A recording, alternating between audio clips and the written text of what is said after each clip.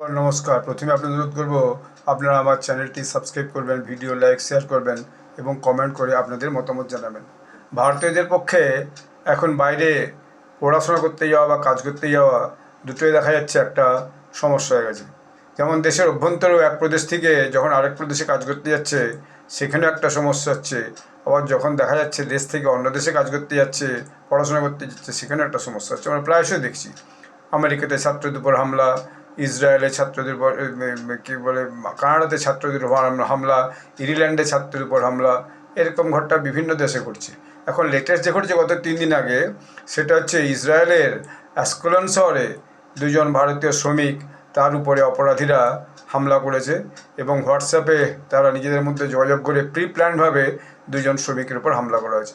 ফলে তারা ভয়ানকভাবে হচ্ছে যে ইনজিওর্ড হয়েছে।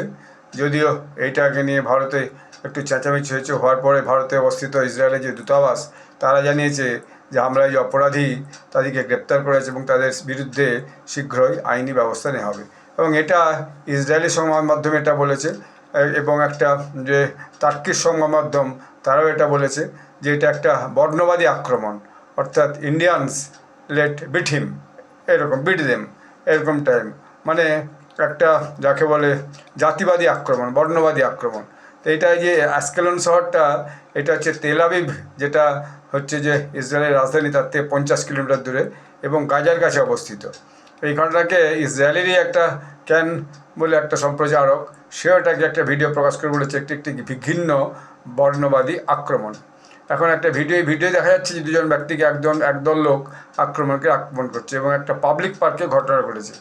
এখন আগামী সপ্তাহে নাকি প্রধানমন্ত্রীজির ইসরায়েল যাওয়ার ঘটনা, সেটা ইসরায়েলের প্রধানমন্ত্রী বলেছেন যে মোদিজি আগামী সপ্তাহে ইসরায়েল সফর করবেন এবং ভারতে ইসরায়েল অত্যন্ত জনপ্রিয়। ভারতের সঙ্গে ইসরায়েলের সম্পর্ক অবশ্যই ভালো, কিন্তু তারা ভারতের লোকজনকে কাজ করার জন্য ইসরায়েলে ডাকবেও, খোলা ওপেন ইনভিটেশন জানাবে, ভিসাও দেবে। আর ওখানে যাওয়ার পর তাদের যদি এরকমভাবে অত্যাচার করা হয়, মারধর করা হয়, তাহলে ভারতীয় শ্রমিকরা সেখানে কাজ করতে যাবে কেন? সেটা হচ্ছে প্রথম প্রশ্ন। আর দ্বিতীয় প্রশ্ন হচ্ছে তাদের সুরক্ষার জন্যই বা ইসরায়েল সরকার কী করবে? তাহলে তো এই একটা ঘটনার পর আবার অন্যান্য ঘটনা ঘটতে হবে এবং ভারত সরকার যে পর্যন্ত কি বিশেষ ব্যবস্থা নিয়েছে সেটাও কিন্তু খুব পরিষ্কার করে এখনও জানা যায়নি। এবং কংগ্রেস তো এর মধ্যেই দাবি তুলেছে, কংগ্রেসের প্রবক্তা বলেছেন যে ইমিডিয়েট জয়শঙ্করজি বলুক তাদের অবস্থা কীরকম, তাদেরকে মেডিকেল হেল্প দেওয়া হোক, তাদের সঙ্গে নিয়মিত যোগাযোগ করা হোক, তাদের পরিবারের সঙ্গে যোগাযোগ করা হোক। তো সরকার এখন পর্যন্ত কী ব্যবস্থা করেছে খুব পরিষ্কার করে কিন্তু আমি অন্তত জানতে পারিনি। ধন্যবাদ।